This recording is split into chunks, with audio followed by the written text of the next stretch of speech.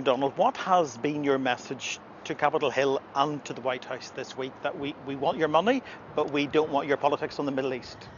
Well, I think our message has been extremely positive when it comes to Ireland. We have the executive up and running.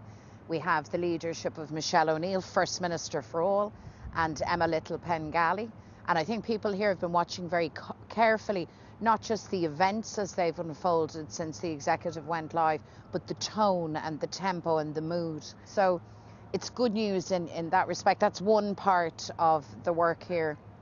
The second bit, as you know, is the issue pertaining to Palestine, the ongoing vicious criminal bombardment of Gaza and violence in the West Bank, and the absolute unanswerable need for a ceasefire, and for the United States of America to lead in that regard and to take a firm position with Netanyahu, with his government.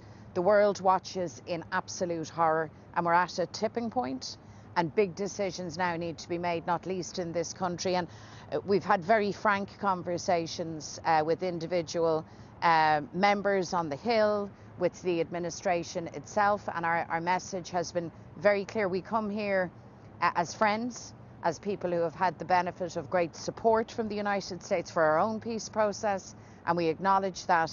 But in respect of Palestine, they have got it dangerously, badly wrong, and the ceasefire now, that has to be the absolute priority for everybody concerned. But what do you say to people back home who feel that's a bit of a cop-out, that words are not enough when it comes to what's going on in the Middle East, that Sinn Féin should be boycotting the White House this St. Patrick's Day? Well, of course, words aren't enough. I'm not talking about words. I'm talking about concrete action. We need a ceasefire. We need to end the slaughter of women and children in Gaza. 30,000 deaths now. I will talk to anybody, David, anywhere, in a bid to stop that. That's my responsibility and my duty. So the question isn't why did you come? The question has to be, how could you possibly stay away? In a way, we have a unique position as Irish political leaders, in that we have a very strong relationship with the United States, very strong, unparalleled access in a week like this. And we also have a very strong relationship with the Palestinian struggle, and a strong commitment to freedom for Palestine and self-determination, and end to the occupation. How on earth could I possibly justify not coming and not pressing that case in the strongest possible terms? But the reality is Ireland needs America more than America needs Ireland. So are they listening? Well, look, we all in the end need each other. We live in a global community, and make no mistake, the opinion here out on the ground all across the United States is firmly in favour of ceasefire. That's all of the data that's been gathered reflects that. I think policymakers here know that what is going on is unconscionable, and it needs to stop. And the question now is finding the means to make that a reality. And in that regard, the United States is absolutely key. It's a hugely powerful nation, an ally of Israel, arming and supporting Israel. And of course, you have to come and speak to that and confront that. And we do that as a country with a huge population here in the United States, and with a very strong historic relationship, but above all else, with an absolute commitment to peace, to human rights, and to freedom for Palestine. So irrespective, you can make your analysis of who needs who more. I leave that to others. I know what my job is, and I know what my responsibility and Michelle's are, and we fully intend to acquit those. You've had a very busy week here in Washington, in New York, but it is some respite from what's going on back home. You've dropped a little in the polls. You were on the wrong side of the referendum result last weekend. You backed the wrong horse, so to speak. What's going on? Is Sinn Féin losing touch with the electorate? Well, look, anyone who comes here for a week like this seeking respite will be bitterly disappointed. I can assure you this is a lot of work, a lot of activity, and very important work. And of course, our responsibility and our focus has to be around the lack of housing back home, the urgent need to address and fix that, issues in our healthcare system, issues around our young people, giving them the opportunities that they rightly deserve at home. Of course, all of that are things that Sinn Féin needs to advance and press forward. We're the largest and leading party, according to polling now, for many, many years.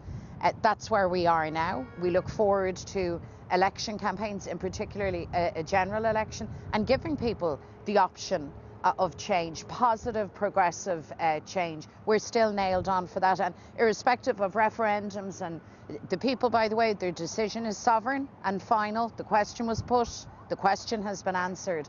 But in the context of a general election, it's still very much game on, and I still passionately believe in the kind of change that we're advocating, and I believe that we can rally people very strongly to the notion of giving a new government a chance and an opportunity to get things right.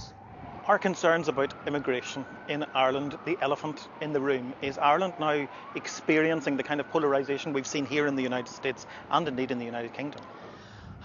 The immigration issue is one that is widely discussed. Yes, it's a political issue for sure.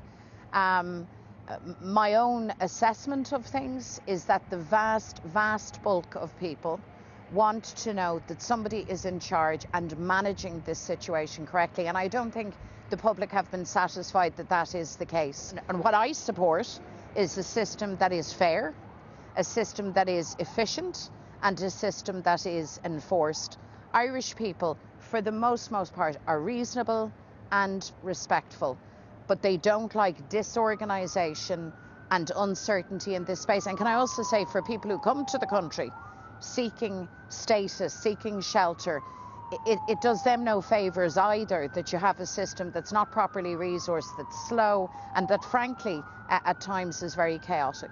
That feels like a bit of a pivot, moving from a party of protest to positioning to be a party of government. Does that mean you expect Mary Lou McDonald to be handing over the shamrock to the president next year? We are a party of government. I mean, Michelle O'Neill leads government, David, in the north.